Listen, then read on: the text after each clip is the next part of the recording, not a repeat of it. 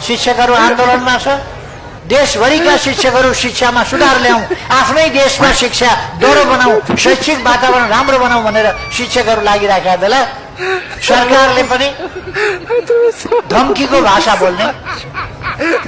सरकार भन्ने बित्तिकै धम्काइहाल्नुपर्छ। गुरुहरूलाई धम्काउने होइन, गुरुहरू यत्तिकै देशभरिबाट आएर त्यहाँ सडकमा आन्दोलन गरिरहेका होइन, आवाज उठाइरहेका होइन।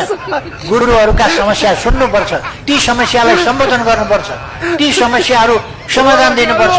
शिक्षक साथीहरूलाई पनि भने तपाईँहरू आन्दोलनमा किन आउनु? अब त्यहाँ कहिले जादु देखाएको छ, कहिले कविता सुनाएको छ, कहिले गीत गाएको छ, कहिले नाचेको छ, किन गर्नु पर्यो? कहिले सडकमा सुतेको छ, किन गर्नु पर्यो? शौचालय कसैले बनाइदिएको छैन, त्यत्रो मान्छे आएर पानी कम खाएर आउनुहुन्छ, शौचालय जानुपर्छ। मैले पनि उहाँहरूलाई आग्रह गरेको छु। अहिले विद्यार्थी भर्नाको समय छ, कृपया जानुहोस्, भर्ना गर्नुहोस् विद्यार्थीहरू। त्यसकारण वार्तामा आउनुहोस्, कुरा गर्नुहोस्, सम्भव कुरा सरकारले गरिदिन्छ। फर्केर आफ्ना काममा जानुहोस् भन्ने मेरो आग्रह हो।